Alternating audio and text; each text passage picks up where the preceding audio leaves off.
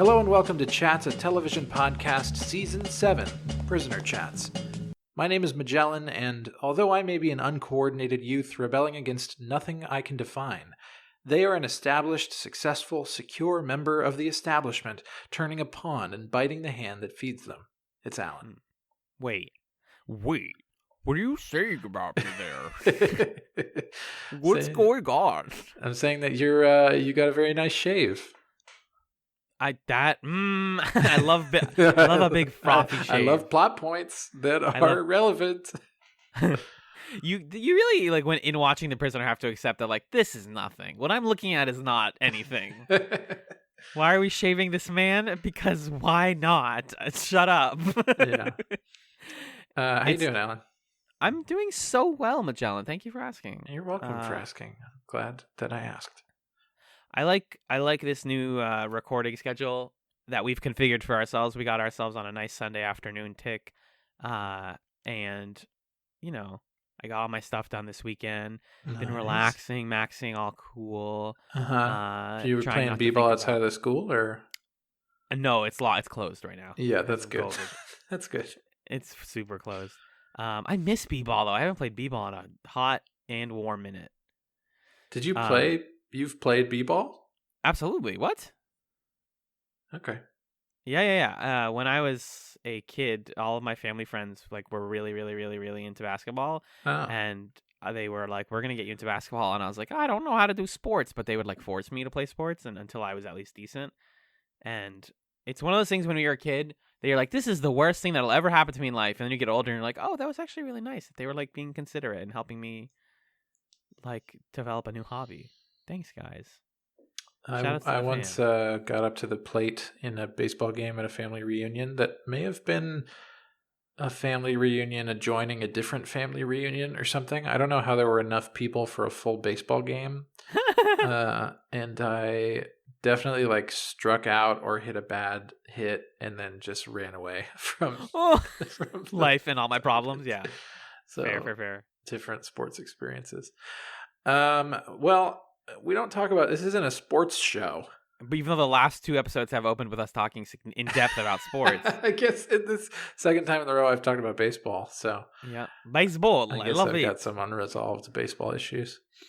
But we do talk about television. Specifically, we talk about 1967's The Prisoner. And we have watched the final episode of The Prisoner for this week, along with a documentary about the creation of The Prisoner that we'll talk about in the second half. But first off, let's talk about that finale. It's called Fallout. It was written and directed by the creator of the show and its star, Patrick McGoohan. It originally aired February 1st, 1968. Alan, what happened, as best as you can describe it, in Fallout? This is more than ever, I'm glad that we have good summaries via various wikis and Amazon, because baby. In this episode, after witnessing the trials of number 2 and number 48, as well as meeting the president of the assembly, number 6 escapes during the chaos that follows. So finales are hard, right? I think they're hard. I think out of everything in television, beginnings and ends are obviously the most difficult things to pull off. Mm-hmm. And I think especially finales are difficult because since television is, if you think about it, it's one of the few popular media that we still consume in some cases in a spaced out over time way.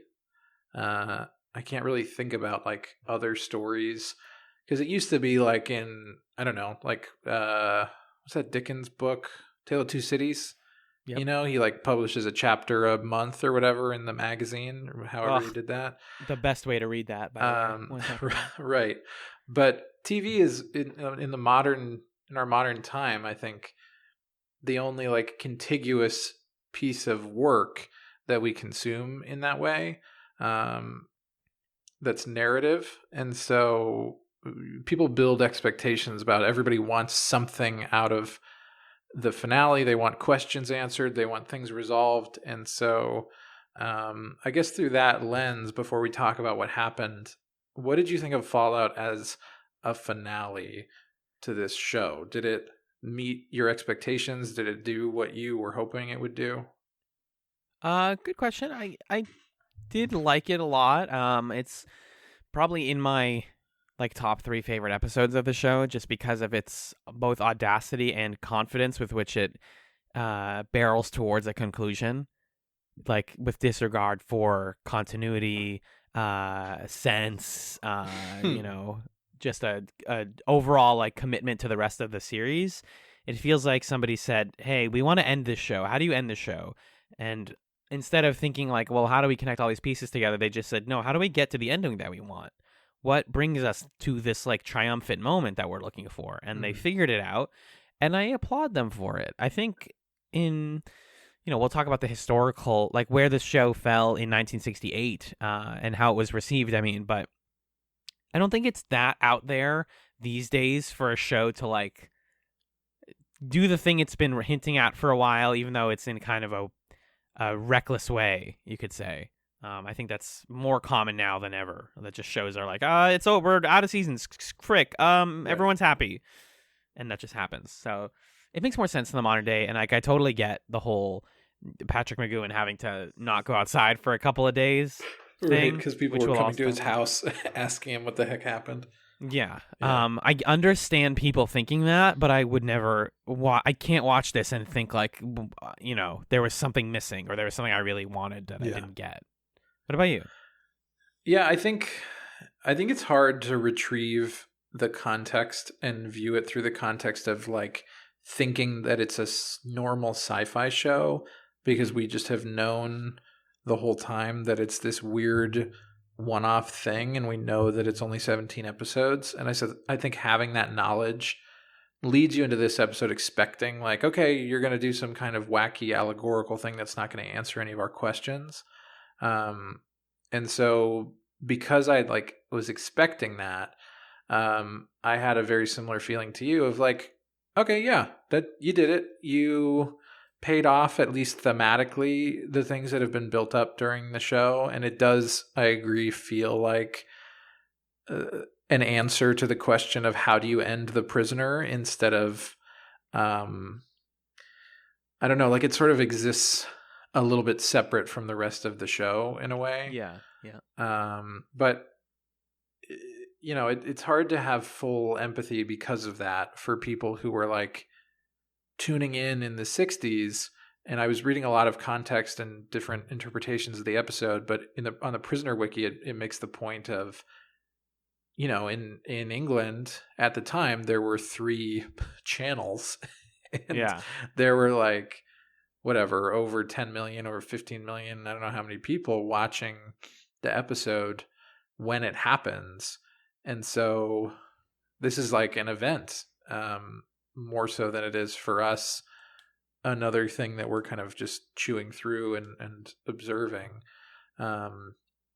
So I think if I experienced it in that context, I don't know what I would have thought about it. But I think I had been properly calibrated to not expect very much in the way of question answering, because there are no questions that are answered, right? And if anything, there are certain questions that are given just like a big middle finger by the episode. Straight like up. The first one that comes to mind is the question of where is the island? And the fact that they get in a truck and drive from the island to London is like, wait a minute. Hold on. I thought this was in the ocean. I thought we talked about like it's an island off the like far off the coast, like of yeah. Of we Spain literally flew over it in a helicopter. We saw it. Remember? And then the show's just like, yeah, fuck it though. It's just right down the street. That's where it is.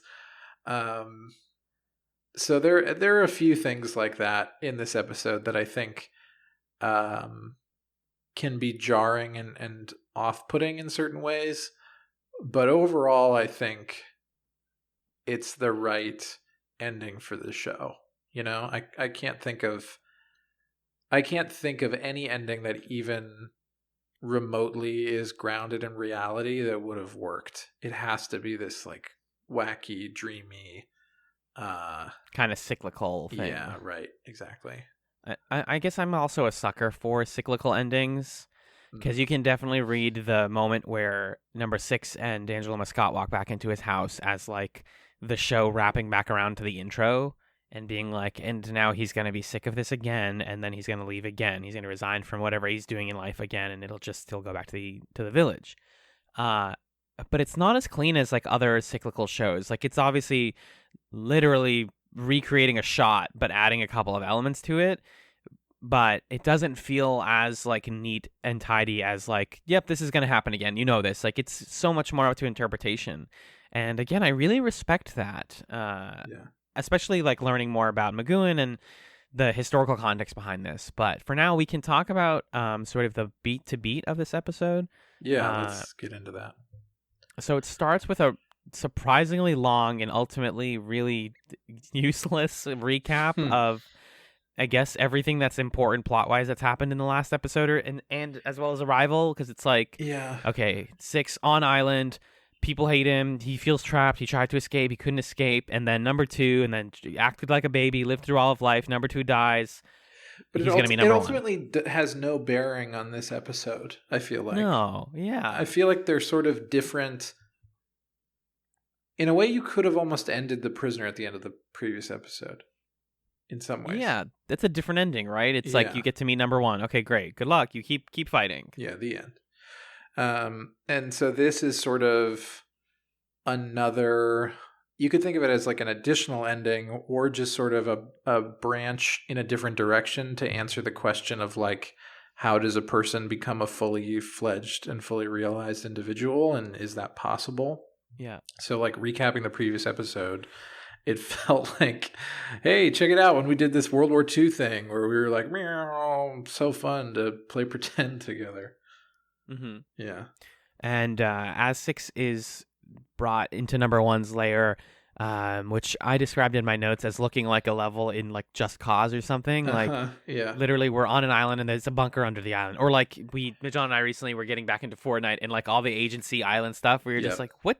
How did they build this? Why is this here? There's like a hangar and all of these like employees doing who God knows what. Like there's a whole thing. It's not surprising that there's a whole underground layer, but it felt very in similar ways to The Girl Who Was Death. It felt very Bondy.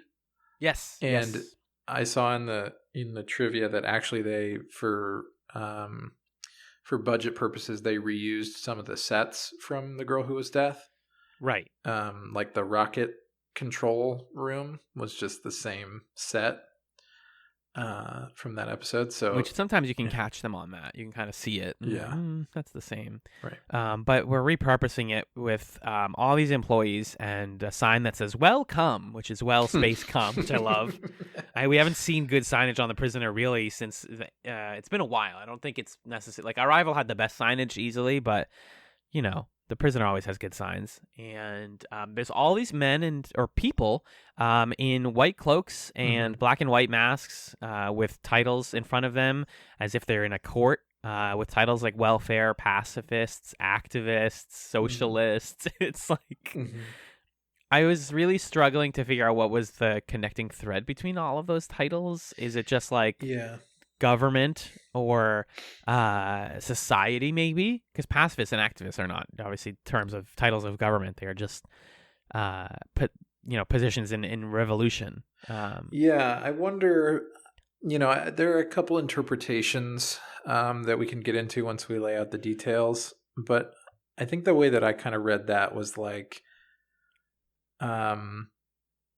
was sort of making a mockery of how ideological labels and differences ultimately don't amount to much substantive difference in our society. Like you calling yourself a nationalist versus a communist, whatever. Ultimately, like the post-imperial nation state capitalist monstrosity is gonna churn on and do what it's gonna do. And we're all sort of like part of the pageantry of that happening because we're not like substantially resisting what's going on.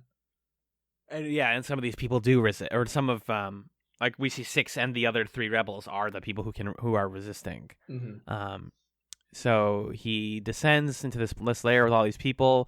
Worth noting also, really threw me for a loop that he walked by a jukebox that was playing All You Need Is Love by the Beatles. He walked past like 5 jukeboxes. Yeah.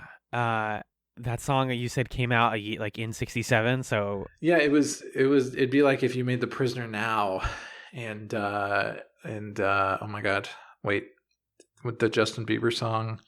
Yeah. Yummy. Ooh, you got that yummy, that yummy, right? Imagine if that was.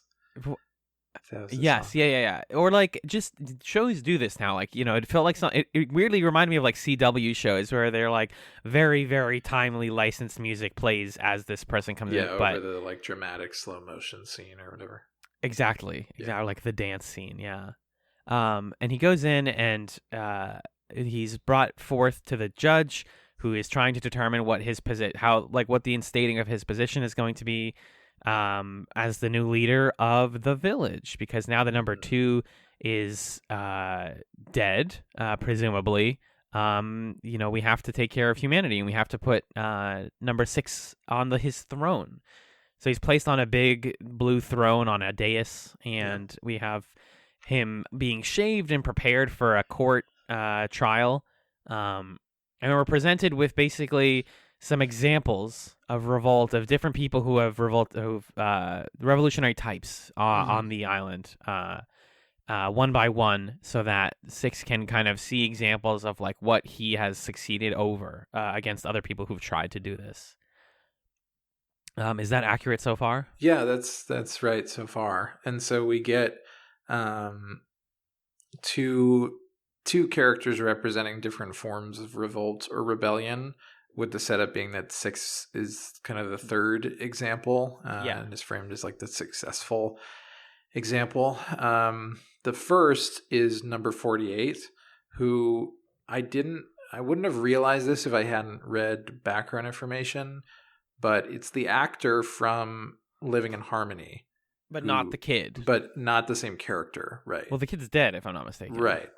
But number 2 is dead too. So. True. Death doesn't mean anything on the island. Yeah. Yes. But that was such a strange choice to me, to cast the same guy, but he's a different character. I don't know. Well, so I felt that was odd. Yeah, I mean, I think that the show, what I like, one of the things I like about it is that it like doesn't, it kind of spits in the face a little bit of like the attempt to overanalyze it, because it's like, no, it doesn't. Like, it's possible that it was just because they didn't have a lot of other young men on the cast, and they want you to be like, wait, do I know you? What were you doing before? Why are you here? And just that confusion is more rewarding than being like, well, we got a new guy and you'd have no attachment to him, because there was no other like young man on the show so far. I mean, I guess there's been like number 2s and number 1s and not whatever, like number 11s and stuff. I don't know. I guess his character here sort of rhymes with his character from the other episode, but but then why not just make it the same guy? Like if number 2 is the same guy, why not just, I don't know. It seemed, I guess when we talk about the documentary, we'll talk about how like confusing people was definitely one of Patrick McGowan's main goals. So primary, objectives. I think maybe your read is correct because of that, but I found it distracting that it was the same guy but a different character, and a fairly similar performance, because he's kind of going Looney Tunes.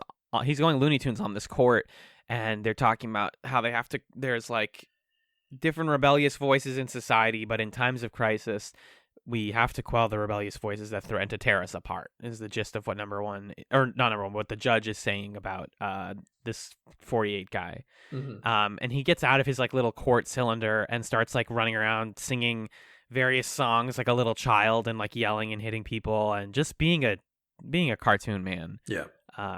Very silly and weird, calling the judge dad, and then number 6 start calling the judge Thanks, Daddy. Thanks, Daddy. Appreciate it. Yeah. And the court starts yelling about stuff, like they're all yelling take, which is really fun. It's one of those things where, again, I have to be like, does this mean anything? Are we just having fun with the court?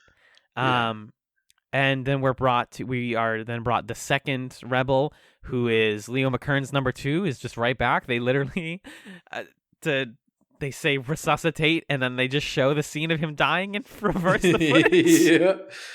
Yeah, fantastic, fantastic. Because then it's like they have to shave him because it's been a year since they produced that episode, and he had shaved in the intervening time. Right, so they need to justify that, and he comes out and. Leo McKern continued to bring just a stellar performance, like very much fantastic. It's all in the eyes, right? He's talking like, I feel a new man, and like is yelling, and at first is very happy to be back and ready to serve, but he sees his own death and gets confused and angry. Like, why did you guys let me die? What killed me? Was it the drink? Like, what was it? And then what he realizes is that number 1 has been in this room the whole time, or at least the sort of watchful eye of number 1. Yeah. Which is represented as a camera with basically eyelids on a big metal cylinder. And he looks at the camera and he says, "You're not going to control me anymore. I don't want to work for you anymore." And he spits in the camera eye, which kind of makes it puke out smoke that makes him nauseated, and he's taken away because he's a bad boy. It's kind of representing, I think it's simple to say, the adult revolutionary, like the person who tried and failed.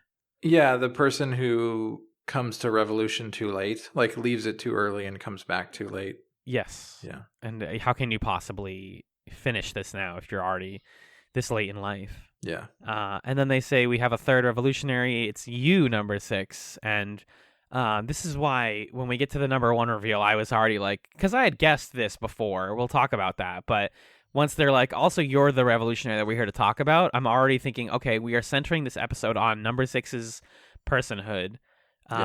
He has to matter to this village more than just being the rebel. And they show footage of his house being sold and like people changing up his car, and it's kind of like you were replaced there and now you're here. Yeah. And he starts getting very petulant. They start asking him all these questions, and he only knows how to answer. And he starts asking them stuff, but he falls into the classic like 3-year-old trick of asking why over and over again. The 3-letter word that killed the general. Like they're telling him like, oh, you came here because of this, and he's like, why? He's very playful with it, which I love. And then he's given his sort of like. You would know what you normally say, like the Bioware RPG choice, but it's also because this episode's called Fallout. I was thinking of like the end of a Fallout game, where it's like, do you want to leave the island? We'll give you like a bunch of money, and we'll give you a passport that lets you live anywhere, and we will give you all the stuff. Or do you want to lead us and fix the village? Is sort of the core like question. Yeah, it's this moment is it's a hard one to read, I think, because they're obviously not giving him a real choice. They're not actually saying you get to go. And he knows that because they say you're free to go. And he says free to go. And they say anywhere. And he says, why? Why all of a sudden is this when it happens? Yeah. And then he says, I'm an individual. And the guy says, you are on your own. And 6 says, I fail to see.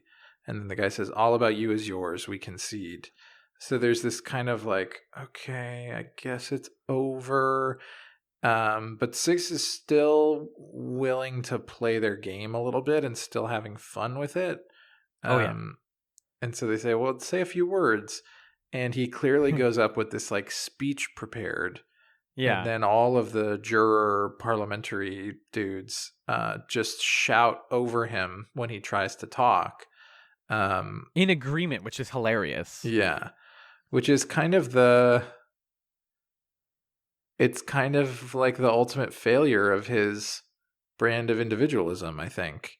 That it is inherently prideful and that he does ultimately step up to seek the approval of the masses and then gets burned. And essentially his individualism in that moment, it's a mockery is made of it. So I think it's a tough moment to read in that respect. Because also I this was noted to me in something I read. I don't remember where. But he doesn't speak for the rest of the episode after that moment. Really? Mm-hmm. Huh. I guess that makes sense.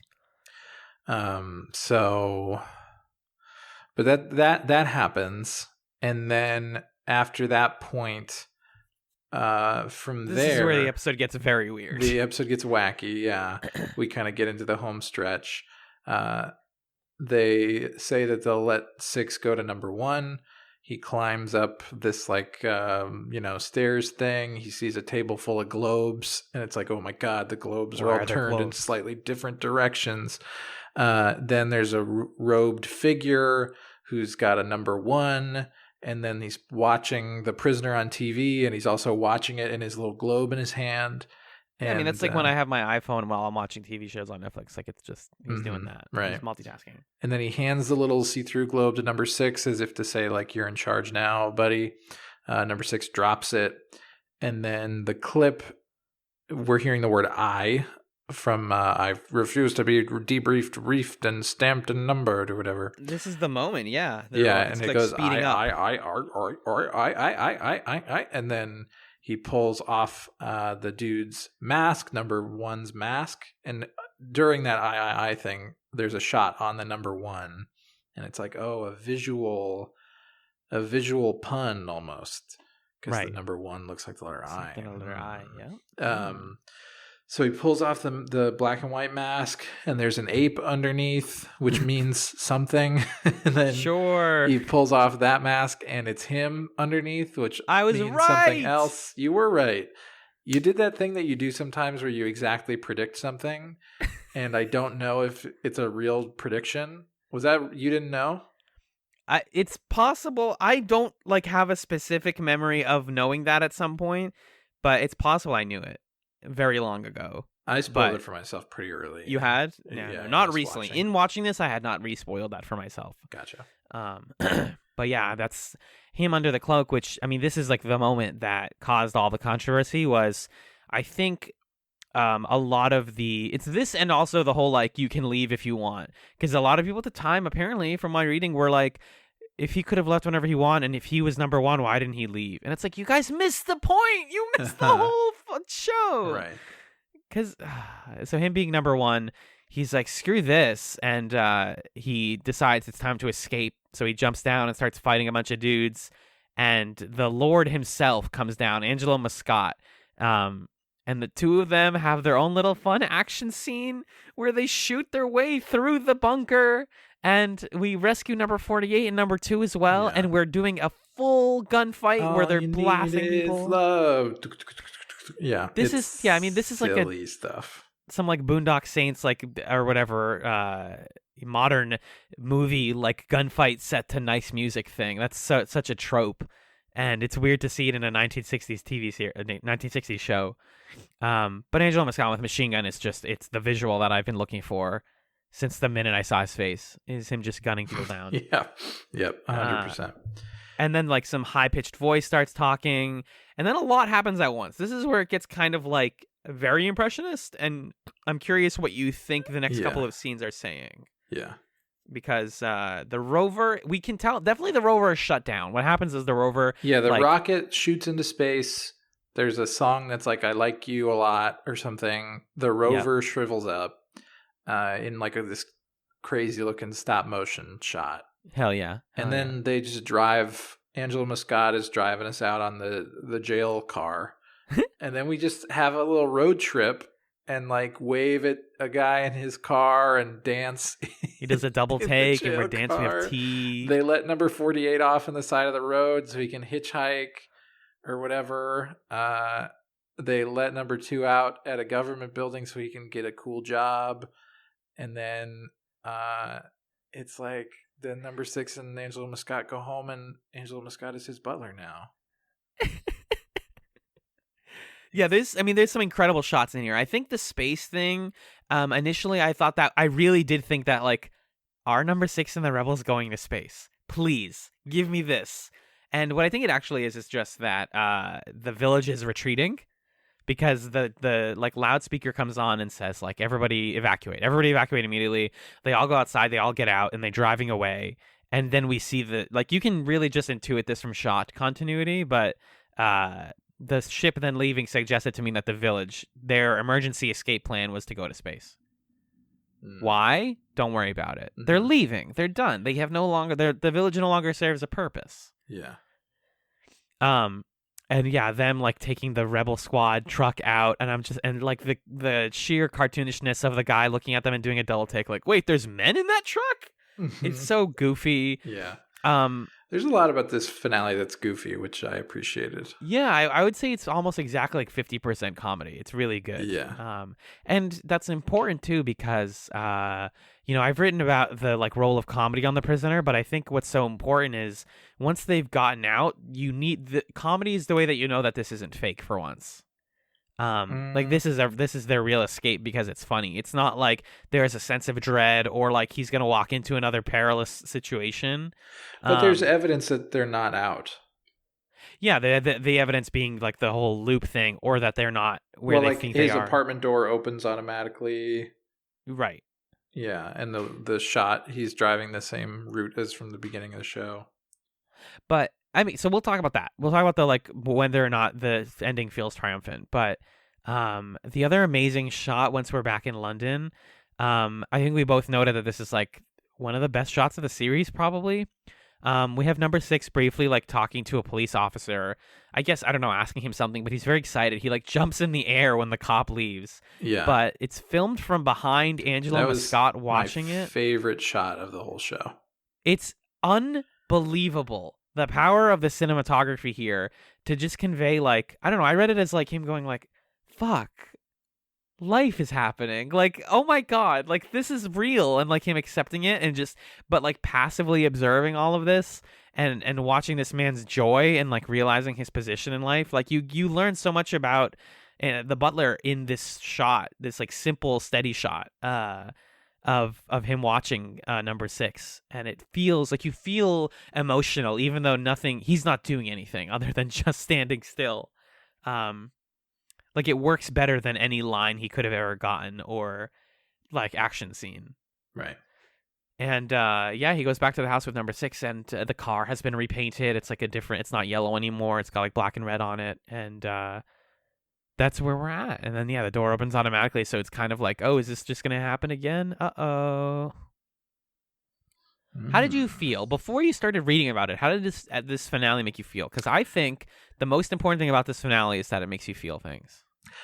I was trying to pick apart what exactly is instructive about it. Like I think the way that I've been approaching The Prisoner is kind of as a historian and someone who's interested in revolutionary movements and what makes them succeed or fail. And so for me, the part that was the most telling was the whole like court parliament part of it. And then there is the kind of like, personal aspect to The Prisoner that with him being number 1, it's like, okay, who else could it be? But also, does that mean anything to me? I didn't really get a lot of personal meaning out of that right away. And then the ending, it's sort of like, yeah, this is like a happy ride off into the sunset ending, but we're still trapped, which also felt right for the show, but also didn't mean much to me either. So I don't know. Once it ended, I was like, oh, okay, it's over. Yeah. I got stuff from it and now it's done. But yeah, I think in that respect, like once the shooting starts, the episode loses a lot of significance for me. Yeah. It's very silly from there on out. Right. What was your sort of take?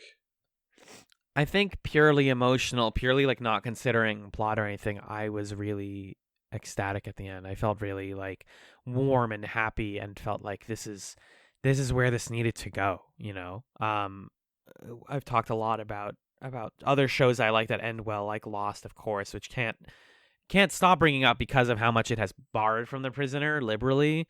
But just this idea that like people were annoyed that both Lost and The Prisoner didn't answer questions. And so maybe 10 years ago when Lost ended, I was trained to not expect my shows to like give me answers like that. I know Yeah, plenty of shows do, and plenty of shows can drip feed that out over a longer run. But when you walk into The Prisoner and you go into it and you know it's 17 episodes, you're not going to expect like deep meditation on like the true nature of like what is the rover, or like why does the village work the way it does. Like you just don't have the time for that. It has to be more yeah. I impressionistic. mean, I think there's, you can watch a show that's a story, and there are shows that are allegories, right? Like B5. When we watch Babylon 5, that's a show that has an ending, and all stuff happens and questions are answered because it's a story. But with this, or with Lost, it's like they're more allegorical. It's more abstracted, and so in that sense, it. And I think maybe people mistook Lost for a show that had like answers and story. This show certainly is not that, and so in that way, like I wasn't frustrated by this episode by any means.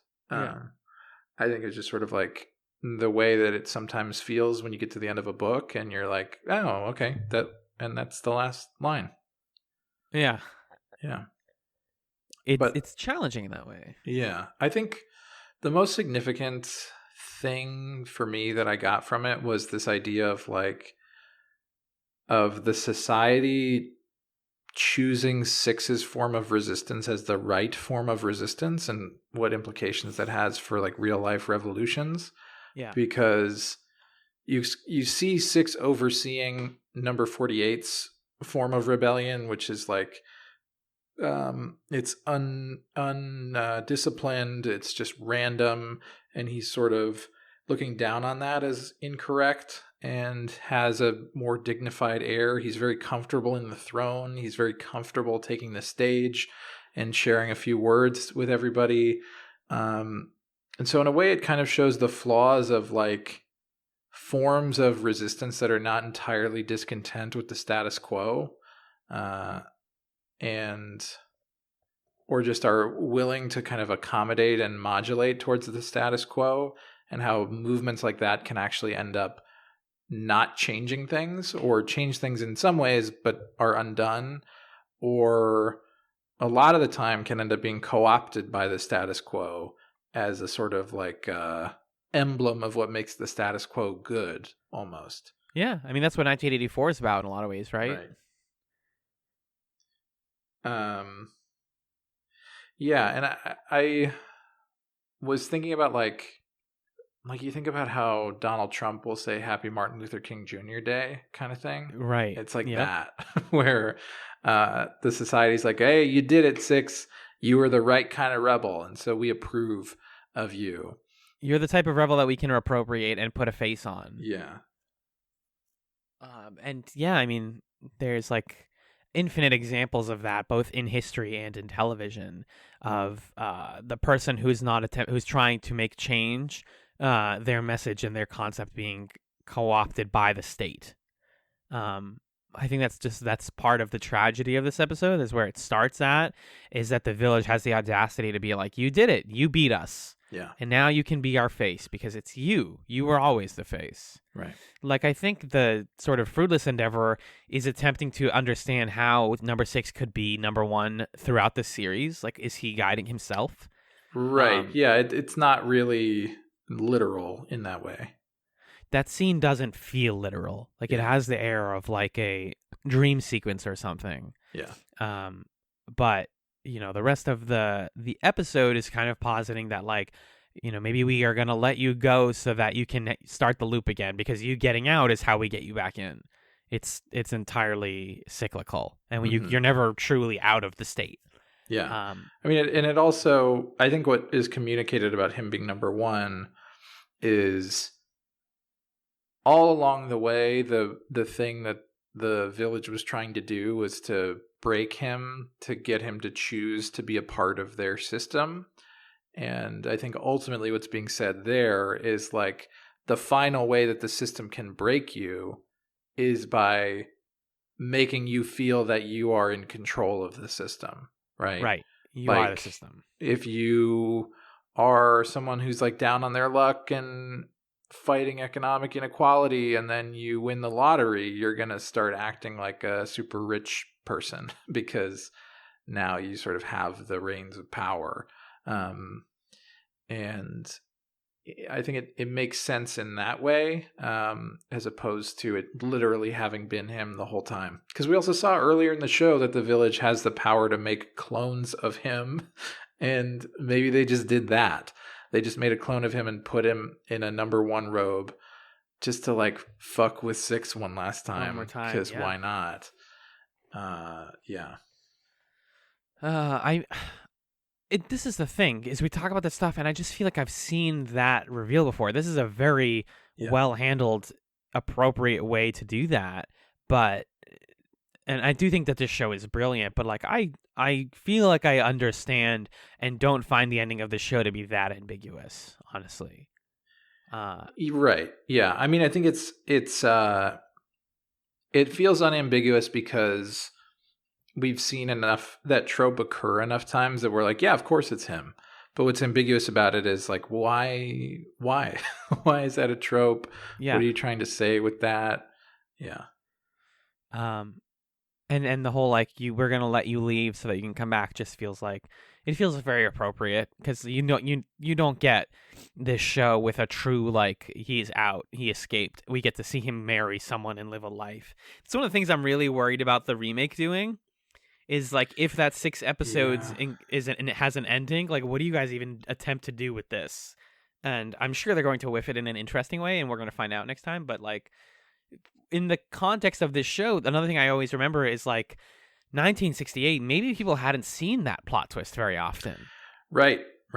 So it's so much less common that you have to watch it and be like, wait, no, that doesn't work actually. No, I'm not going to accept that. I'm actually annoyed by that. Yeah. And I want you to specifically, like, Patrick McGoohan was being asked and hounded by like reporters and fans to be like, please tell me what this meant.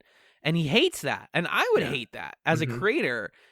Like, you guys can figure it out. You're smart. You've read books before. You're adults. Like, what do you think happened at the end of The Prisoner? Do you think he got out? Do you think it's a time loop? Do you think it's a continuous loop? Like, what is your interpretation? Because me telling you is cheapening it, if anything. That context kind of reminds me of how dogged the village is in asking him why he resigned. And how the answer really isn't anything that significant. The answer is, I didn't want to be a spy anymore. And so if people are like, why is 6 number 1? It's like, because we're prisoners of our own design. Like that's something that he said in an interview, and it's like, oh, okay. All right. Yeah, but why? But why? But like, I just I just told you. So you can either choose for that to mean something to you, or it doesn't, and that's it.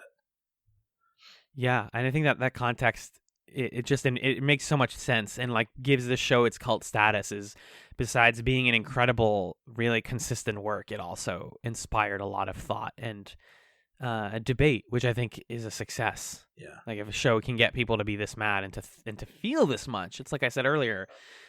The episode succeeds because it made me feel things, then ultimately the show is good. Right. It worked out. Right. What else within the scope of this episode, before we kind of broaden the spectrum, did you want to mention or pay lip service to briefly? I can kind of skim through my notes here. So there's a couple things that I just thought were funny. I'm trying to remember. Well, I thought this was worth talking about. That the judge mentions that number 48 refuses to observe, wear, or respond to his number, and then also the moment where number 2 forcefully rips his number off, and just the fact that 6 has like earned the ability to not be called by a number anymore. I think that continues to speak to how, at the end of the day, society is still making the choice of like who goes by a number and who doesn't. There's something to be said for that. I think that right. All these titles are artificial, and you could take it off whenever you want. No one's making you do it, but you give yourself that ability. Right. I liked when 6 reached out to shake hands with number 2 in like a kind of a respectful way, like, "Hey, how's it going, buddy?" That was Good cute. solidarity moment, honestly. Yeah. Yeah. Number 2 says, "What is deplorable is that I resisted for so short a time." Yeah. Ugh. Ugh. Great. Yeah, I'm trying to see if there's anything else that I wrote from the content of the episode before I get into some interpretations that I found. Yeah. Which I think I can just do now. So the main interpretation I found was there's that prisoner fan site that I mentioned a few episodes ago, prisoner.gigacorp.net, and they have a whole page called the Fallout Theory. And the Fallout Theory really just amounts to essentially what they're saying is that this episode is really kind of a meta commentary on Patrick McGoohan himself and his career. Yeah. And his sort of not wanting to be a spy actor anymore and not wanting to be typecast anymore. And so each of the different figures represent something in the real world. Number 6 is Patrick McGoohan himself. The robed figures are the members of the public. The president is perhaps like a producer of some kind. Number 2 and number 48, they don't fit as neatly into this read, I don't think. Neither does the butler. Yeah. And number 1 is maybe you could say like people's desire to idolize Patty McGee and to have him be their leader or this particular image that they want, and how sort of twisted that is. And maybe in that sense, the ape mask is sort of like you're the dancing monkey almost. Yeah, perform for us. Be the spy that we want. Yeah. So I think that's a read that you can make. I'm not compelled by it as like the definitive read of the episode, but I do think that there's, especially after watching the documentary, which we'll get into, there's quite a lot to be said about the autobiographical lens that you can take on the prisoner. Yeah. And so in that sense, this episode feels like it should be at least looked at in that way. Mm-hmm. I think it's also really telling that this script was thrown together within a 48-hour period and produced so long after the episode before, and not conceived of as, maybe it was like sort of conceived of as one of the original 7. I can't remember actually. But it really feels like Patty McGee is interpreting his own show a little bit in this episode. And that's why it kind of feels like of a different piece from the rest, because the rest feels like this kind of serial sci-fi exploration of this dude is on this island, and then this episode is like, okay, and now Patrick McGoohan, here's how I would end it. Here's what I think the major themes are. Here's the parts that I actually don't give a shit about, and so I'm going to shoot them into space or just drive away from them in a big truck. So yeah, I don't know. That's the read. We can link it because I think it's worth looking at. But I don't see it as the sort of like end all be all interpretation of the episode. Yes. I'll link that in the notes for sure. Yeah. I can sort of summarize some other stuff that I came across in other sources. So the AV Club review doesn't really gesture that much at an interpretation, which I found kind of odd. I think it mostly is summary and then kind of says what I was basically saying before, which is that the village stays in power by embracing what it cannot destroy. It changes the entire conflict and threatens to nullify 6's supposed victory, like the hip language the judge adopts to converse with 48, or the brutal tactics with which it can't entirely stop McKern from laughing. The group can assimilate and it can browbeat, but it never learns. It is old and it is clever, but it is not wise. When Six tries to give his speech, no one listens because it is easier to cheer. Before, Six could resist them because they wanted something from him that he could hold back, but now that they've surrendered, they've made his resistance a moot point. So I think that's like the most useful part of the AV Club review, which really just sort of agrees with some stuff that I was saying before. Right. Otherwise, it's less of a read and more of a traditional critical review. Yeah. And then let's see. There's some stuff in the wiki. We can get to McGowan's own interpretation when we talk about the documentary. So there's some quotes actually from the documentary that we'll sort of save. Number 48 stuff is a little weird. The actor wrote some of his own lines because Patrick McGowan was too busy to do it. The judge guy is also someone who was in a previous episode playing another character. He was the dad in Girl Who Was Death. Yeah, which I didn't notice. Something that I found funny was some people were mad about the finale in part because they just missed the shot where Six is number one because it's so short. It's only like a couple seconds long. Mm-hmm. And imagine you're watching this in the 60s where you have like no way of recording anything and it's not going to get rerun. So it's like, oh, I was looking the other way and I missed it. What happened? Right. Yeah. But that's it. And then there's some info in the wiki about like sequels. There was like a sequel novel and a sequel comic book, both of which try to write this episode off as if it's some kind of hallucination or something, which I think is a cheap way to do it. But yeah, that's basically it for Fallout. Damn. Yeah. It's a dense one. There's a lot of reads. Yeah. But again, I think the one I mostly support and feel most agreed with is just the political, like, you can't escape the state kind of thing. Mm-hmm. I think it's more straightforward than I expected, but the like symbolic journey that we take to get here was so fun and so like rewarding to get through. Yeah. But that's what we have for Fallout specifically, and that covers all of the episodes of The Prisoner. But we will, for now, take a brief musical break, and we'll be back to discuss the 2017 documentary, In My Mind.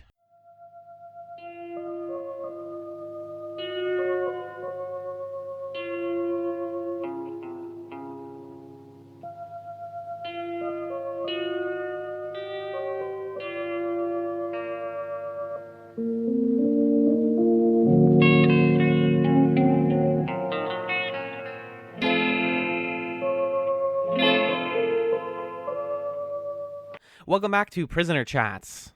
The second piece of prisoner-related media we watched this week was the 2017 documentary In My Mind. In My Mind was written and directed by Chris Rodley, and it was originally released on October 30th, 2017.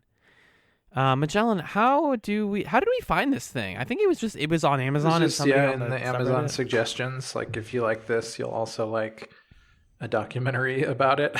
Which, you got me, Amazon. You did it. You're correct.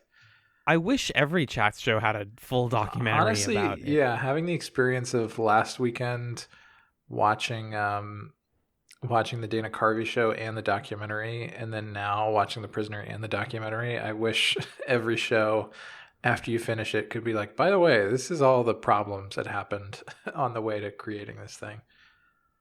And I think the two main things to talk about it are like this documentary as a work and what it does right and what it doesn't do right, and then also what we learned from the interviews with McGowan. Information in it. I think we can start with the documentary as a documentary because my thoughts on that are pretty brief and mostly negative. It's not good. I tried to look up Chris Rodley just now before we started recording to see if there's anything of his that people might know. And it just looks like it's a lot of documentaries, like TV documentaries about music or about different artists, or a lot of documentaries about like how things got made. So this seems in line with that body of work. But overall, I think the craft of this documentary was mostly cheesy. And I don't know, like I understand the technical limitations of documentary, and I understand that often you have to sort of intercut like clips from the show with this interview we found, with this other thing, with like weird drone footage, and that's just how documentaries work. But I've seen others do that to greater effect, and to more artistic effect. And this just felt, I don't know, it felt like pretty loosely stitched together, and like it ultimately wasn't really saying much. I think it thought it was saying more than it was. Yeah, it made me think about like what are the essential truths that documentaries are seeking to get at. Mm-hmm. And there's been a lot of work that even discusses that. Like there are documentaries about making documentaries, and there are, good classic example, Lost in La Mancha, where like the production of the documentary and the work that it's about is the center of the story. There are documentaries that are fictional. This is a very broad kind of genre of filmmaking. But what I think most significantly this documentary in my mind doesn't succeed in is like, I don't feel like I learned huge, like big truths about The Prisoner, and I also don't know what I was looking for, if that was what I wanted. Right. Because I think they got Patrick McGoohan to sit down in his house and talk to them. Like they literally got the gold standard of like what you want out of this. And I still came out of it like, So I can sort of give the overview of like what this documentary consists of. So if people either didn't watch it or don't want to, they have a sense of it. Essentially, from what I've gathered from the documentary, it was made in 2017, but actually a few decades earlier, this same documentarian had done an interview with Patrick McGoohan and put it together as a documentary that went on television. And now, later in life, he has these misgivings about how that turned out and thinks that it wasn't very good, and is taking a second stab at creating a documentary that like sets things right. I wish that there was a way to find and watch that original one, because I don't fully understand what was wrong with it. There's a moment in the documentary where they're like, it'd be too painful to watch this original, so we're not going to watch it. And it's like, but that's central to the narrative of the film you are making now. Is helping me to understand why the thing you made before was bad, and you don't do it. So, for what it's worth, by the way, 6 into 1, The Prisoner File, the documentary that you're referring to, is on YouTube. It's on YouTube? Fully, yes. How long is it? 54 minutes long. I might watch it. No, I don't know. I would at least take a peek at it just to see what footage is used from that and what stuff is excised. Because basically, I'll let you continue with your explanation of this documentary. Well, now I'm opening it up. Okay, well, I'll continue the description of the documentary. Basically, they were unhappy with 6 into 1, The Prisoner File, and there was a ton of footage that Patrick McGoohan didn't want used out of that.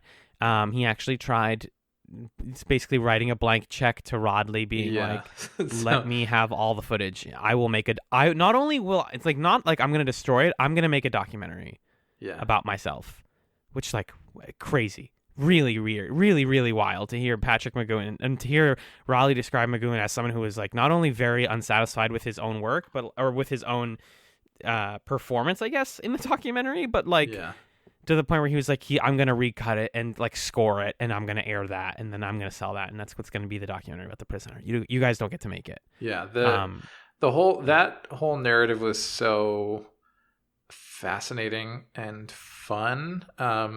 It's like a third act twist in a documentary. But also it did feel, I think with all documentary has to grapple with this inherent contradiction that like stories that are very personal are really engaging, but also are inherently manipulative. And I think to a certain extent, this documentary manipulates and takes advantage of things that Patrick McGoohan didn't want people to see. 100%. And so we get a window into him, but it feels invasive. And because essentially what we see is they meet with him to try to say, like, can we interview you? And he's like, only if I get to control who you talk to. And they're like, well, no. And he says, okay, no. And then he just leaves. And then they get another shot at it. And he's like, okay, cool. I rented this empty house. Or I own it, maybe, or something. He just has access to an empty house. Yeah. And they interview him there, and they spend a whole day. And it's clear that they're like huge amateurs and they don't know what they're doing because the crew is like tired. And it's like, well, we're still shooting all day. And he's like having to direct them. Their initial shots look so terrible. Yeah. They're like across the table from him. They don't. It's like, that's one of the first frustrating things is like you guys got the like magnanimous important figure at the center of this like important piece of television and you don't know how to make a documentary and you're not confident enough to work it out. Right. And he's like barely talked about the show. They also bring in some clips of him giving an interview on Canadian television in 1977. And that was like the only other big example of him doing something like this. So they totally botch it. And he has to like direct them through how to shoot him and what to ask him to get the answers out of him. And then he, like you said, comes to their hotel and is like, I'll pay you whatever you want to not release that footage. And let's do it again. And so they do it again. And then he doesn't like that either. So he sends them his own documentary where he had his daughter ask him the questions. And he's like, use this instead. And he basically just had her re-ask all the questions they asked. Yeah. And he gave like slightly more polished answers and interspersed cuts of him like drawing a clothes hanger on the beach. It's fucking hilarious. With his own soundtrack that he found, like a woman singing folk music. And they don't air it. They don't have that either. We don't even have that. They lost the file. Like that's the worst part of the whole thing, where they're like, hey, Patrick McGoohan made his response documentary the way he wanted it to be. We don't know where the file is. We filmed it off of a TV when we watched it the first time, and then we totally misplaced it. And it's like, that is the thing I wanted to see. Just give me that. Out of this whole thing that you're doing, that's what I actually wanted to watch. So that's frustrating. And then they put theirs out. And this whole time it's weaving that stuff through some of the other interviews they had done with his collaborators on the show, and also a modern interview with his daughter, which kind of excuses some of the manipulative stuff they're doing, I guess. Kind of. Because Catherine McGoohan is one of the more interesting interview subjects in this. Right. Because she definitely has a lot of reverence for her father, but also recognizes like, why are you guys making this? I'll answer your questions, but like think about why you're making this, because she's clearly leading them on through all of her interviews being like, yeah. I mean, like he felt this and he felt like he didn't want to answer questions about his show. Yeah. Like you guys are asking him right now and you did 20 years ago. Maybe think about that next time. And it's just like this. That is the only time that the documentarian like doesn't put themselves into the film and talk about like, yeah, but we did it anyways because we wanted to know stuff. Like, on one hand, I wish we learned more about who these people making the documentary were. And on the other hand, it's like make them invisible. You know, either they have to be they have to be partly the subject of this story, or I don't want to know who they are. I don't want to see all this footage of the guy walking in front of camera. There's this unwillingness, I think. It's the ultimate flaw of the documentary that there's this unwillingness to be fully introspective. Yes. Because there's some gestures towards it, like, we messed up or he deserved better, but there's nothing specific about it in any sense. So I don't have an understanding of like if it was actually bad and if what you did was bad, if Patrick McGoohan was mad at you, how did people receive it? So like why are you making in 2017 this response to your own documentary that doesn't substantially respond to your own documentary? like, I know why you released it. It's because you hit the 50th anniversary, and like, there's nothing better to release for that Right. occasion. But at some point, like, maybe consider just not releasing this, because I mean, ultimately, the stuff that I got at, like, the rewarding parts of it are the interviews with the rest of the crew and the last interview scenes with McGowan overlooking, I think it's like Santa Monica, where they're like, he taught us how to film him, and he taught us how to ask him questions, and now this is the part where we talk about the prisoner frankly and what he felt about the secret agent show and all of that stuff. Like, that's the documentary. Everything before that is like a rough draft of that, right? In my opinion. And especially like to talk about the directing too, like, you had mentioned in your notes that you would almost prefer if this was an audio documentary, because the visual, there's nothing to look at here. The visual is a lot of like cutting to the show and just like nice HD scenes of the show, which like look fine, but they keep trying to make these really corny comparisons where they're like, and then we called him, and then they play like the phone ringing in one of the episodes. Yeah, right. It's like a little dorky. It's really dorky. It's just like, it gets in the way of like, just, this guy is interesting enough. You don't have to put any artifice on this. He's a fascinating interview. He was a fascinating interview subject, and so is his daughter, and that's all you needed. Like, right. Yeah, exactly. I would almost rather this was... It seems like the fix is just to show us the whole interview with Patrick McGowan and like stop with the extra stuff. Yeah. I don't know.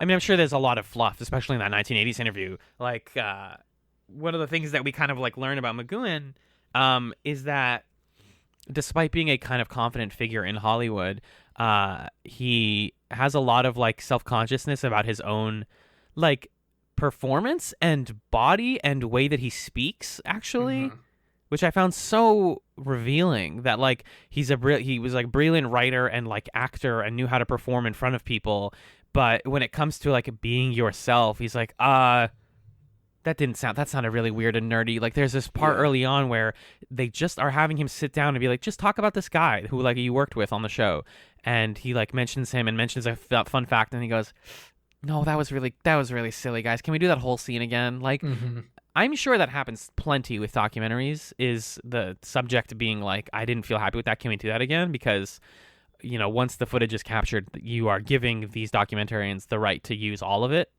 Yeah. That's part of the agreement usually, or that you get final cut on it, which not everyone's going to give you. So he's like, actually, please let me give you the cut that makes me look good. But he's used to doing that in an acting context where you can just do takes, but they're just trying to get him to be a person, and they're not asking him to like give the perfect take. So right, but he's just so hyper aware of how he comes off. Yeah. And he is used to tightly controlling that because he tightly controlled the production of The Prisoner.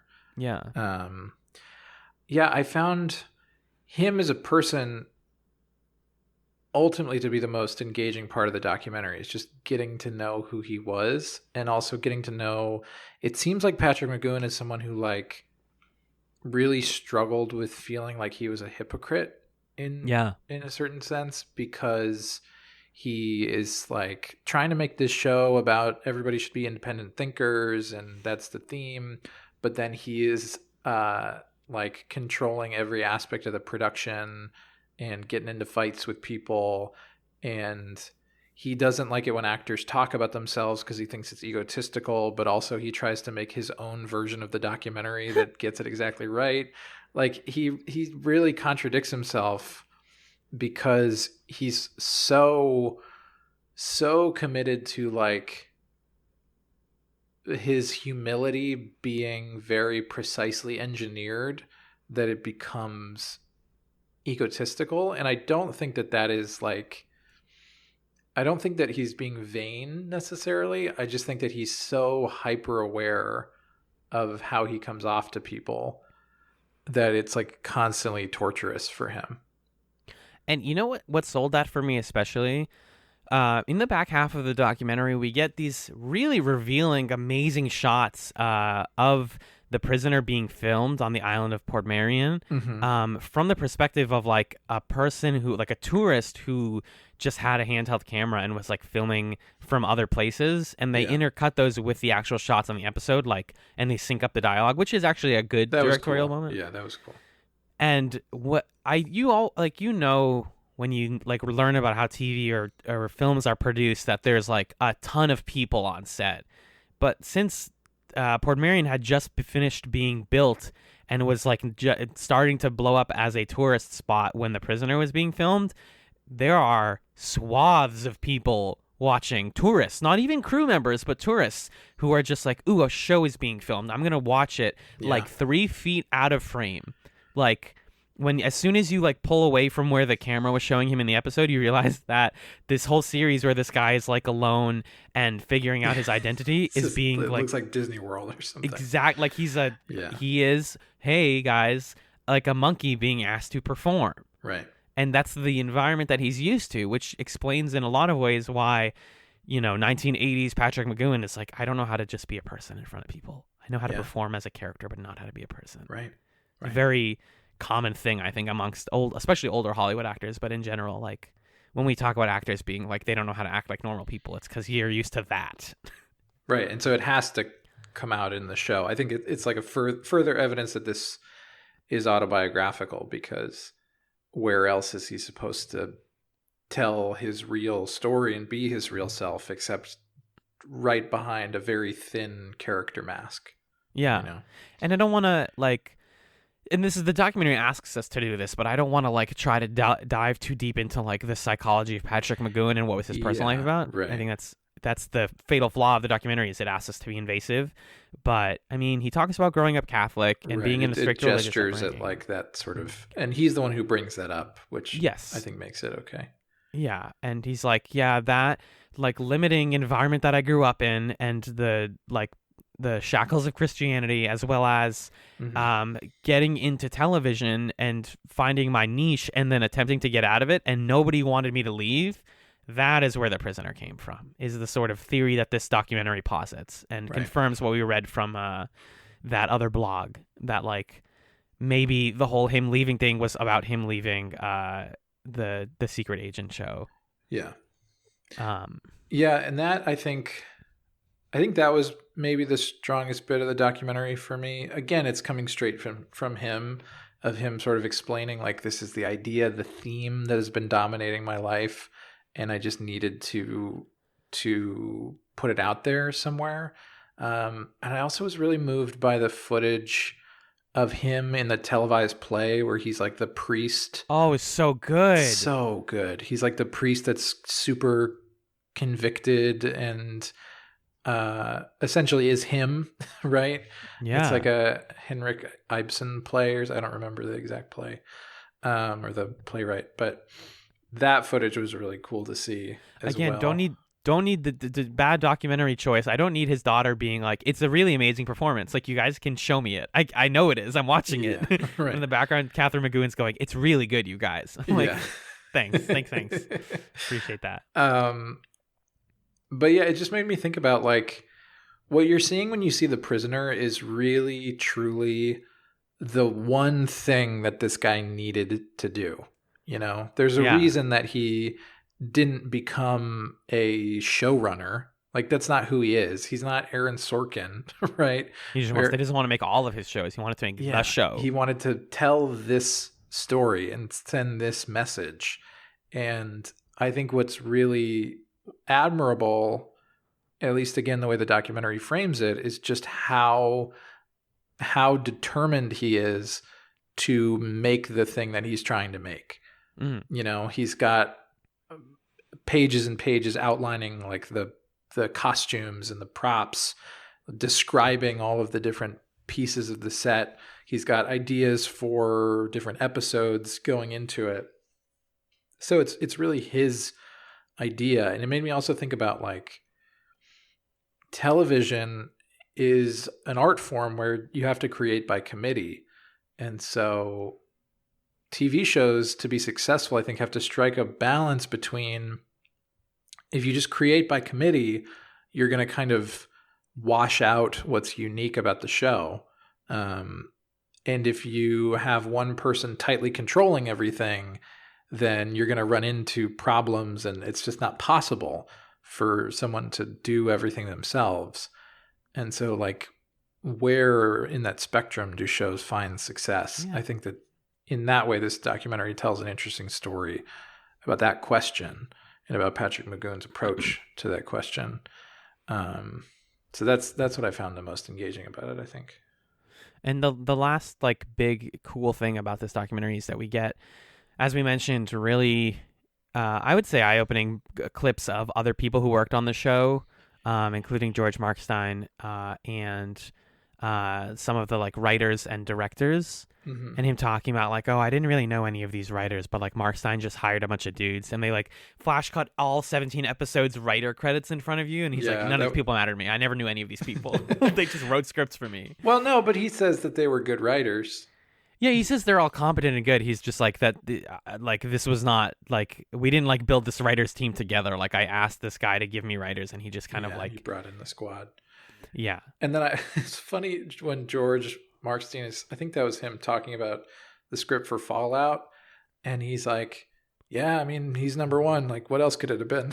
It's obvious that that's where he was going. It's like, okay, dude, whatever. Or the surprisingly common practice in Hollywood of. McGowan writing or directing certain episodes and then giving the script to someone and they're like, this sucks. Who wrote this? And they read it and it's like Archibald, whatever. And he's like, yeah, that guy's good. I'm telling you he's good. You got to give him a script. Like you give him a chance. And it's him. He just wrote a pseudonym. They're like, okay, I'll give Archibald a shot. And he's like, sweet, thanks. I mean, I'll tell Archibald you said thanks.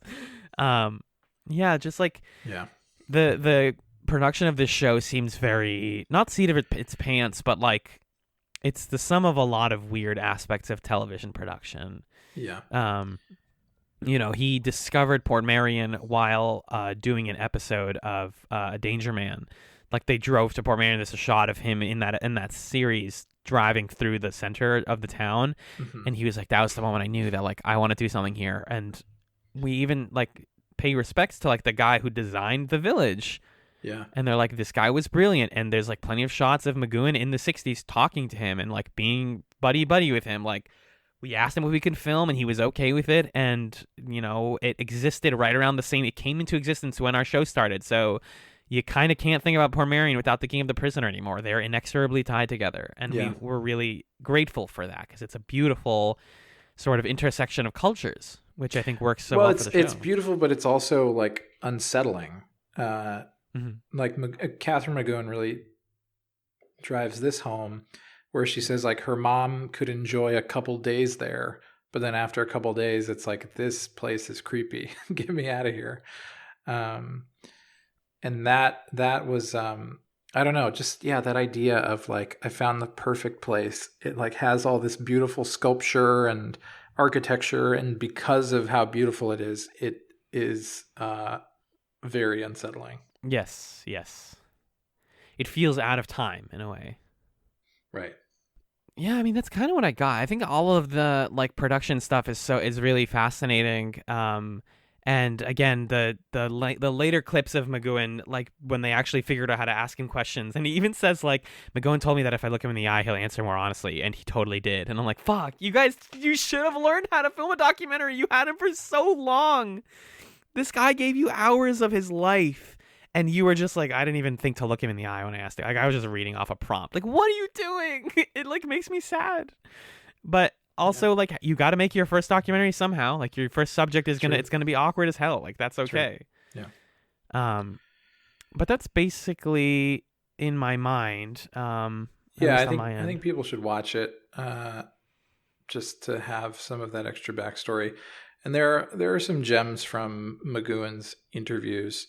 Like I loved the bit from the 1977 interview where he's like, we're run by the Pentagon, we're run by Madison Avenue, we're run by television. And then he's talking about how he had to like sign in and like go through security downstairs. Yeah. And he's like, that makes me mad. That makes me want to rebel. Chill out, dude. It's just the way he is. He's not playing a character when he gets all intense like that. It's just the way he is. Yeah, right. There were some other quotes that I thought were good, where he talks about like, of course, you know, the villain at the end, the biggest villain of all, it's like what we do to ourselves. Yeah.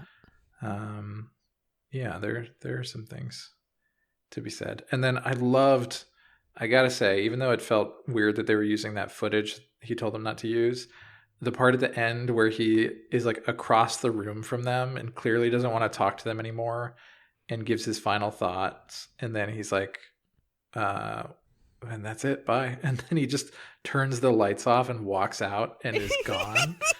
It's awesome. It's so good. So good. So I just double checked my notes, and the line that Patrick McGoohan says before he turns the lights off is, "I've done my best to confuse you."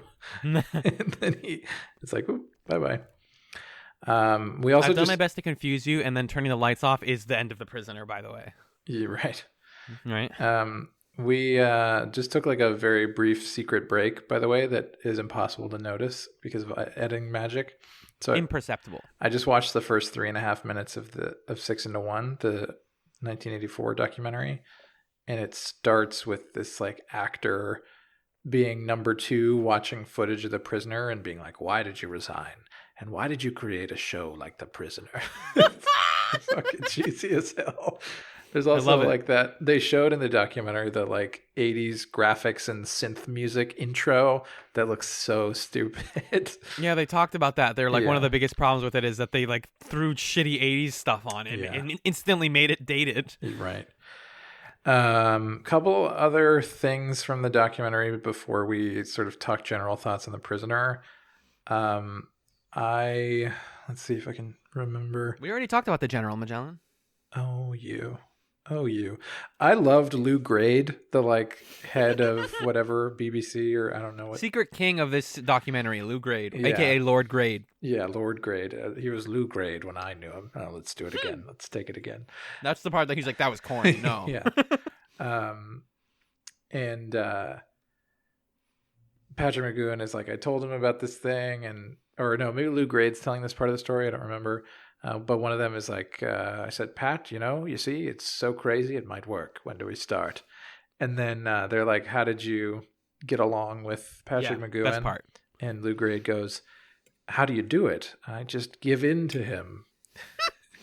But it's cool. It's like he had total faith in Patrick McGoohan. And he's like, yeah, this dude was hot to trot. He was the biggest star we could have had. So if he's going to make his own show, I don't care. Sounds good to me. I'm not going to get in his way. Do it.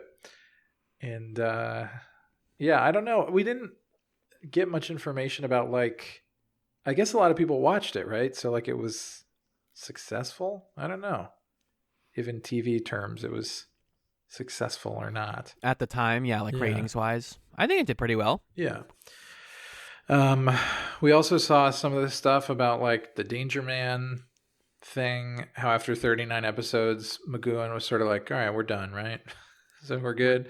Can we go? And they're like, no, we need to make 1 million of these. Yeah, like we could do this forever. He's like, but we are done, right? And then that sort of reframes, I think, this "why did you resign" thing. Yeah. As The Prisoner being about, like, why did you stop being Danger Man? Why did you not become James Bond? What's wrong with you? Don't you want to do that? And he's like, no, I resigned. He's like, spy shit is dumb. Yeah, like, I don't want to do spy shit. I don't want to do it. He talks about how there was this scene in Danger Man that he essentially vetoed where he would have been in bed with a sexy lady rolling on top of her to like open a safe or something, and he was like, I didn't want to do that. So we didn't do that scene. It's fascinating, and maybe there's something like bigger than the scope of this podcast to discuss, that it's in his mind it's because he was a practicing Catholic, I think, is the main reason, but this like resistance to spy fiction as like what is the thing that they call it specifically? Like it's like women and punching and drinking and all that stuff. Kiss Kiss Bang Bang. There. Thank you. That's what they say. The reason he doesn't like Kiss Kiss Bang Bang is he's like, none of that stuff. I don't want people to like take that as a moral or like see that as cool. Like that sucks. Those are bad qualities in people, which is it's a lot of ways kind of true. Right. But I think of it as like, number 6 is a cool character because he rejects a lot of the principles of masculinity, of like, being overpowering over people, especially women. But I think for McGoohan, it's more like, no, like religiously, I feel weird about doing this. I don't really care. Yeah, it seems like he just didn't really want to glorify killing or womanizing or whatever, which that's cool. Yeah. I respect it. Yeah, I respect it too. And that's maybe also the reason that he didn't want to be James Bond, because that's what Bond does. There is a brief digression too about Leo McKern and the filming of the second to last episode. Yeah. That was another one where I was like, hey guys, honestly, maybe you shouldn't have filmed this. Maybe you shouldn't have put this in the documentary because it makes me feel more uncomfortable about McGowan's role in Leo McKern's nervous breakdown. And granted, it's 1967, but basically the understanding is like in our documentary, in my mind, we understand that this guy probably had like an actual anxiety attack or panic attack. Yep. But in that dumb 1970s Canadian interview, that he just says like, oh, the guy was crazy. He was just like going off and he was having all sorts of problems. Like, kind of takes this like hoity-toity like superiority complex over the Canadian interview by being like, we know what that really was, but they didn't know back then. And so like McGowan, maybe he was a bad guy. Like, it's just this weird like perspective of like, yeah, you don't get to talk about this. Like, I think the truth of it is they didn't have the terminology for what was going on with McKern mentally at that time. Yeah, definitely not. But to show the Canadian interview and to show McGowan be like, and then he was in a, like, I'm sorry, this is like upsetting for people, but this is like in the documentary. Yeah. Him being like, he was in a fetal position and asking us to stop, and we thought he was crazy, so we just kept doing it anyway. It's like, wow. Right, it's fun. Wow, I didn't need to know that. Yeah. It's a big bummer. That was why at first I was like, wow, this Canadian interview is like interesting because like this guy's like giving him a cigarette or whatever, and they're just, it's like very laid back and fun, but it's also like two, old dudes in the 70s being like, we have a lot of money and we're big successful. Yeah, right. Sorry, I just had to kill a spider. That's fine. Congratulations. You were gonna get powers though. You're in Brooklyn and you had a spider. No, because what if it's a poison one? Yeah. I don't want it to be one of those poison spiders. Yeah, I felt like Leo McKern got the short end of the stick here.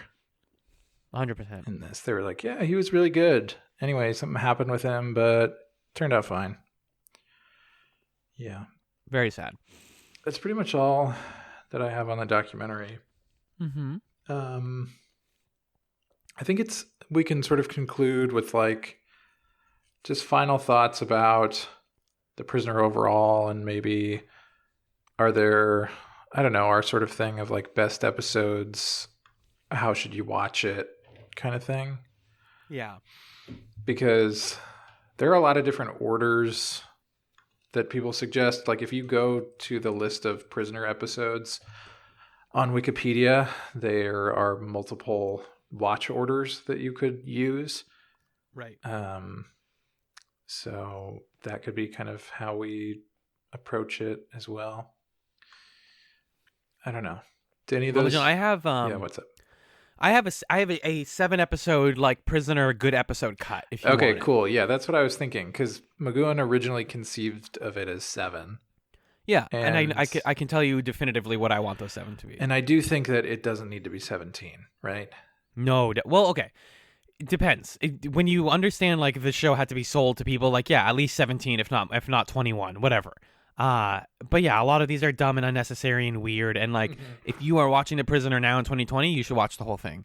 It's interesting. Whatever order you choose to watch it in, that's up to you. Mm-hmm. I think the order we watched it in is sufficient. It's fine. I think there are some episodes that are misplaced, but overall, I think it's a fine order. But here is my 7-episode cut of The Prisoner. Okay. Are you ready for it? Hit me. It's Arrival. Yep. It's The Chimes of Big Ben. Yep. It is The Schizoid Man. Yep. Because that's my favorite, like, weird side episode. It is Many Happy Returns. Yep. It's Hammer into Anvil. Yep. And then it's Once Upon a Time in Fallout. Yep. Easy breezy, beautiful cover girl. Yep, and that's correct. Maybe in that order. I think that is 100% correct. Right? Yeah. Those are the Arrival, episodes. Chimes of Big Ben, Schizoid Man. What did you say next? Hammer into Anvil. Yeah. Maybe Hammer into Anvil could go earlier. No, I think Hammer into Anvil has to go after Many Happy Returns. Okay, then yeah. Many Happy Returns, then Hammer into Anvil. Yeah, I think that's exactly right. Because that gives you the full arc of like the different levels to which the village fucks with him. I think you kind of if you could make it an 8-episoder, you kind of want to see one slightly more normal approach before Chimes of Big Ben, the huge like gaslight episode, the first one of that kind. But like Free for All, maybe. Yeah, Free for All. Checkmate. Well, Free for All is bizarre. I think like Checkmate or something like that. Does Dance of the Dead fit into your order at all?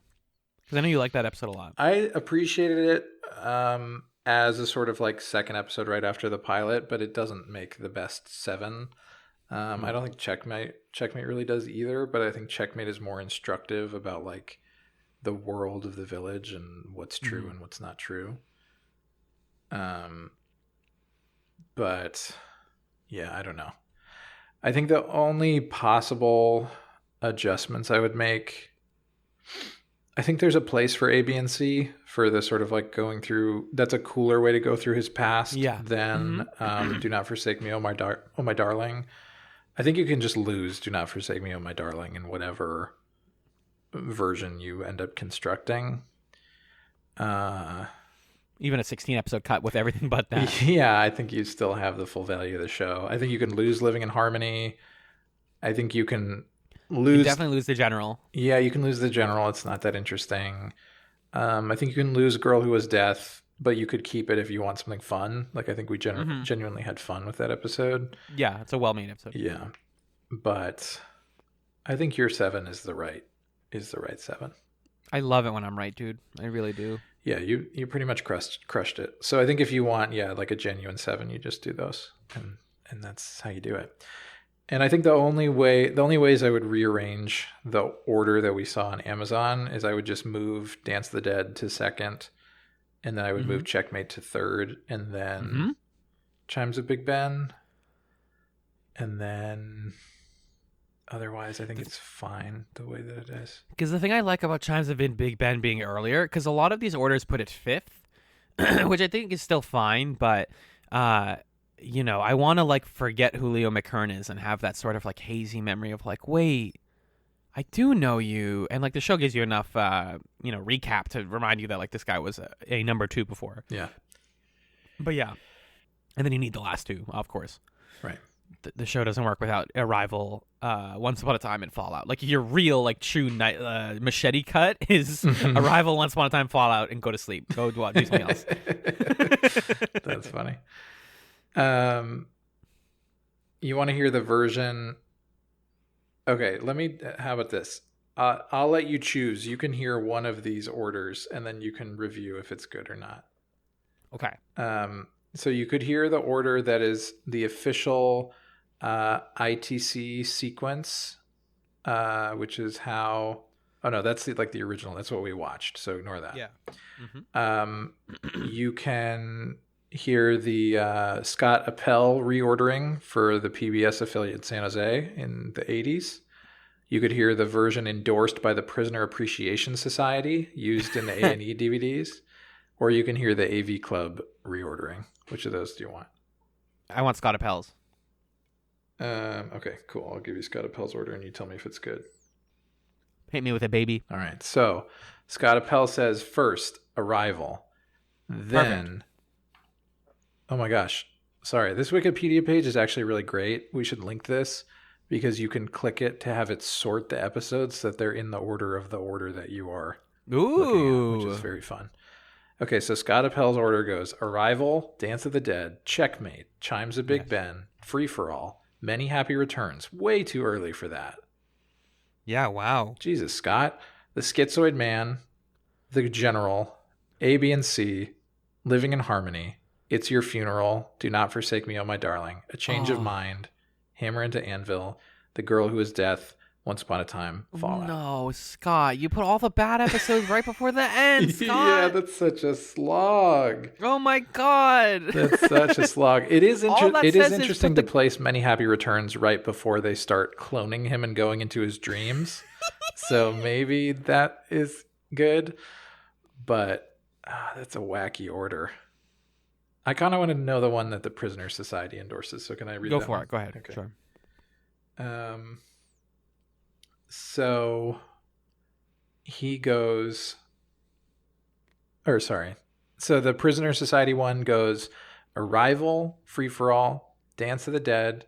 It's weird doing Free for All second, huh? Arrival, Free for All, Dance of the Dead, Checkmate, The Chimes of Big Ben, A, B, and C, The General, The Schizoid Man, Many Happy Returns, It's Your Funeral, A Change of Mind, Hammer into Anvil, Do Not Forsake Me, Oh My Darling, Living in Harmony, The Girl Who Was Death, Once Upon a Time, Fallout.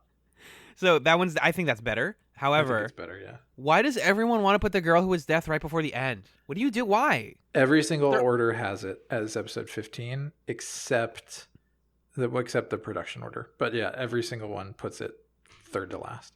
I mean, it's fine. It's fine. What's the one with the barber, who's actually like his friend? The one with the barber where he wants to kill number 2?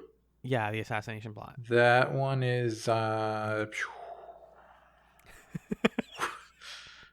Change of Mind? Chat's drinking game every time Magellan goes, pew.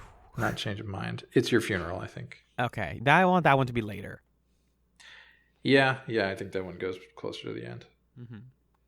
But yeah, those are the prisoner orders. I think everyone should make their own order. That's what Patrick McGowan would have wanted, for us to be independent thinkers. Yeah, don't watch the show the way they tell you to, especially in a show where all the some of them are not even connected really. Like, just find an order that you find is fun. Give me the Angelo Muscat cut. That's only the scenes where he's in it and he's in the background or he's in the foreground, and then have it conclude with just him watching number 6 in London. Oh, that'd be such a good cut. Please, somebody make me that. That's a lot of work, I know. Yeah. You'd basically have to rewatch the whole show and thumb through the entire series, but just give me the scenes of him being involved, and I'll be happy. God, I like The Prisoner a lot. Can I say that? Yeah, me too. I'm glad we watched it. Me too. I really hope that people enjoyed hearing us discuss it. We've had some good discussions with people like on Twitter and stuff about it, but it's also not, sometimes I feel hesitant when we don't do like long, popular cult sci-fi shows because that attracts a different crowd. Yeah. But I think The Prisoner was like worth it for us as like an exercise in like, hey, this show is important. Why is it important? Is it good? Does it hold up? Yeah, It does. It does. I think it's worth watching. And then I think it's really more than a lot of shows I've seen. It really asks you to puzzle out what's going on and make your own meaning out of it. I mean, exemplified by us like thinking about if we wanted to reorder it or not. Because you can do that. You can put it in whatever order you want. You can say it's about whatever you want. And it's a show that encourages you to do that in ways that not all TV successfully does. So for that reason, I really appreciate the show. And I appreciate everyone who worked on it. Despite the chaos behind some aspects of production, I think it comes together really well by the end. Unfortunately, this is not the last Prisoner piece of content that they made. Yeah. Well, at least the people who worked on this show were, I don't know how many of them are even alive anymore, but AMC in the year 2009 made a decision. They made a whole decision, and that decision was, what if we remade The Prisoner? And to that I say, you guys already fucked up. You already thought, what if we remade The Prisoner? You've fundamentally made a mistake. But they did it, and they got 6 episodes out of it. Mm-hmm. And we're going to watch those 6 episodes over the next week, and we're going to talk about them next time. Yep. Yeah, we're not going to do 2 episodes of things spaced out or whatever. We're not going to do that. We're just going to watch the whole thing and then talk about the whole thing, basically. Yeah. So we can use that interim for people who want to talk about The Prisoner at 67 or other shows like it. If you have like wrap-up emails or questions, you know where to send them. And we will be watching, like I said, the AMC Prisoner, and we'll talk about that next week as we say bye-bye to PrisonerChatz. So, do you want to take it to the plug zone, John? Yeah, let's do it. I can read sort of the brief summary that I'm getting off of Google, by the way, just to set up. Oh, please. Sure. Why not? So this reinterpretation of the hit British cult series from the 1960s stars Jim Caviezel as a man trapped in a foreign world without any knowledge of how he got there. As he begins the acclimation process, number 6, as he's known, discovers others just like him, inhabitants identified by numbers and having no memory of any prior life. They're also under constant surveillance. Trusting no one, 6 is driven to find the truth behind the village, and more importantly, how to escape. it's become more of a common thing now that we like finish a great chat series and then end on a really bad it's like spin-off. So I'm going into this with negative, but I'm going to try to like find things to enjoy about it. I'm sure it can't be that bad. There's a rover. There's a guy named Number 6. There's a Number 2. Ian McKellen's in it. Like, come on, you guys, it can't be that bad. Yeah, it sounds like they made some changes that make it worse.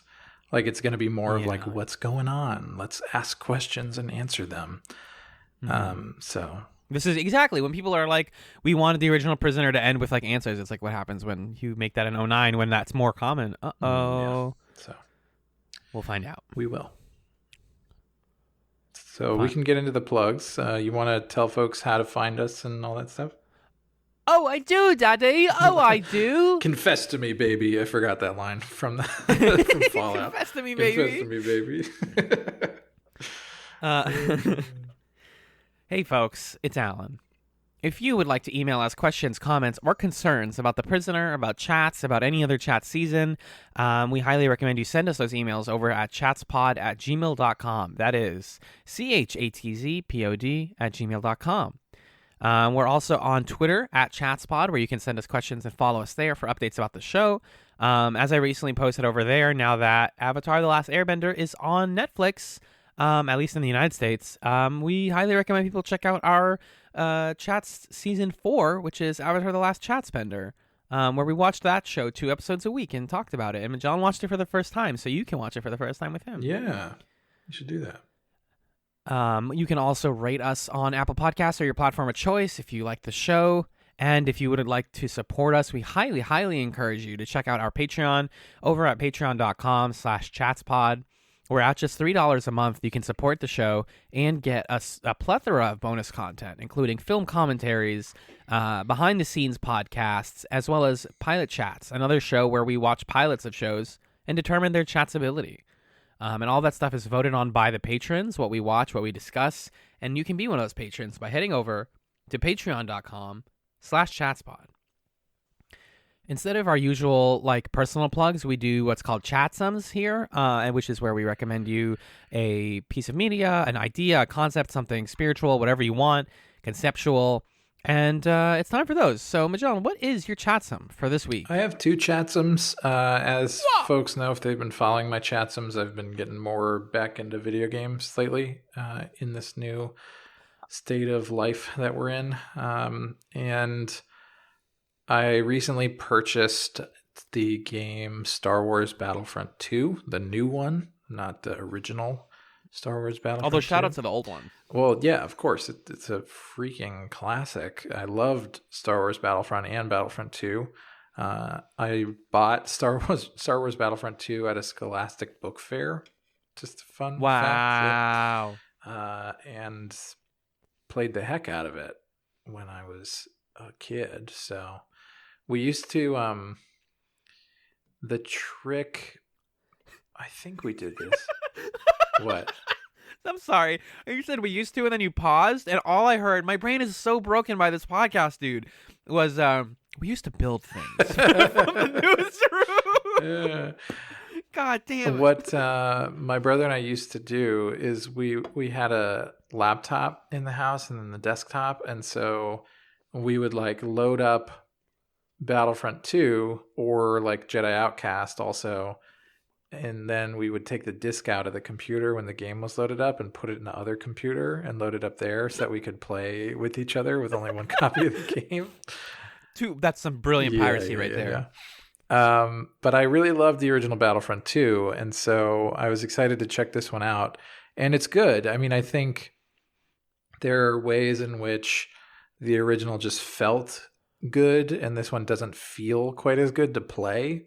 But and it also, there's some weirdness around. There's like loot boxes and skins and all this sort of modern multiplayer stuff that I don't think is. I think it's more noise than signal, really.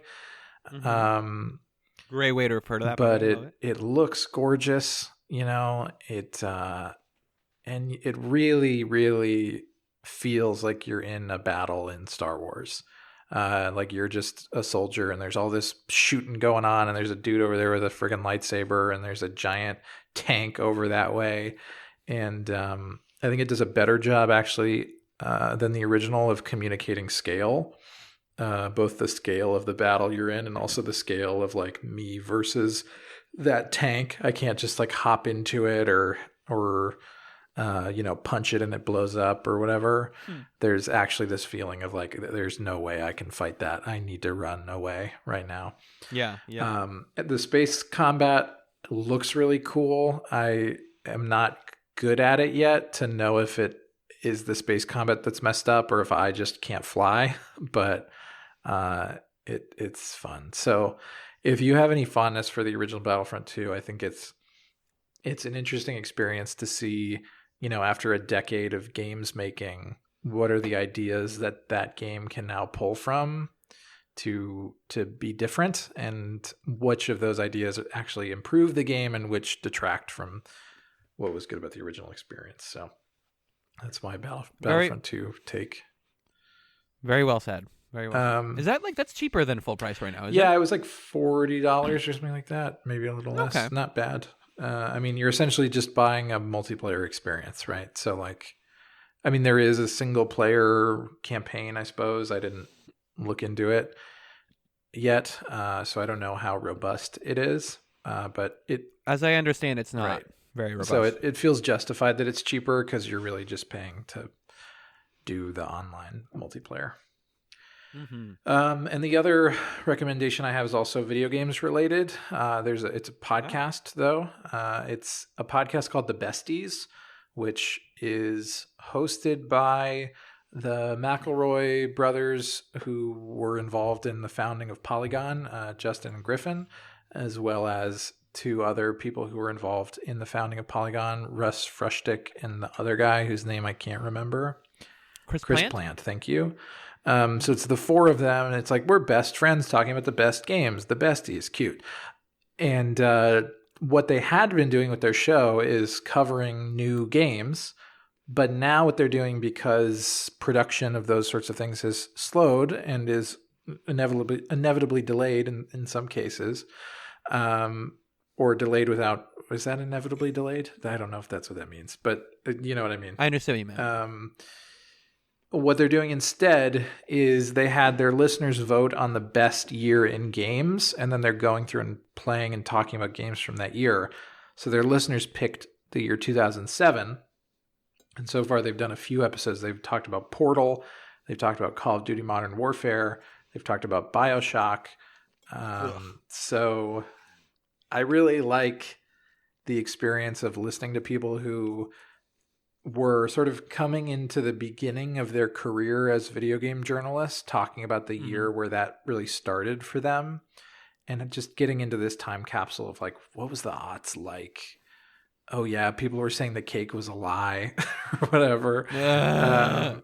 But so it's just such a cool time capsule, and they have really fun discussions about those things. And it makes me think that that should be their podcast actually. And that's a more fun idea than just talking about new stuff. Yeah. So I would recommend those episodes of The Besties specifically as my second chatsum. What about you? What are you recommending this week? My chatsum's a little more broad. Nothing in particular, but kind of a reminder for those who are following the stay-at-home orders of their various states and nations. You're allowed to go outside still. If you keep a mask on, I highly encourage you, especially as we get into the summer, to go for walks. John and I and our friend James have been getting into running as sort of a way to expend energy and kind of feel a little bit more physically fit. I've been running probably every other day for the last 2 weeks, and it's been really, really good for me. I think both, especially mentally, but also physically, it's helped with my resting heart rate and just comfort with my diet and the days that I now can feel okay staying at home and not working out. Whereas when I was going to the gym before quarantine, the days that you don't go, you feel bad. But with running, you have to take breaks. You literally cannot be a successful runner unless you take full rest days, as I understand it. And I've been following basically a day by day guide that comes from the Mayo Clinic that kind of, it's like, hey, in these 7 weeks, if you follow this every day, you will be ready to run a 5K in 7 weeks, which is really exciting. And I can link that for folks if they're interested, because it kind of accommodates people's different physical capability. You know, a lot of like running stuff is like, oh, if you do a mile a day, you'll be in shape. Or if you do 3 miles once a week, you'll be in shape. Like all these things that like, well, if you can't reach it, then tough. But, you know, specifically the Mayo Clinic running guide is like, you know, do 30 minutes of either walking or running, whatever you can manage. And then by Saturday, try to run this X number of miles. Yeah. Like pushing yourself for distance and for just hitting milestones as opposed to like hitting speed or time. You know, it's just like do what you can within your means, which I think is a much more equitable way to get people into taking care of their physical health than this like, you must lift 100 pounds and you must increase your weight, which is like how a lot of like weightlifting stuff has to go, is much more rigid. So, you know, just try and take care of your physical self. I know and you shouldn't feel bad if you're not, obviously, but within your means, take care of yourself. That's always good advice, I think. Definitely. So thank you as always to Magellan for being the rock to my hard place. Thanks for listening. And be seeing you.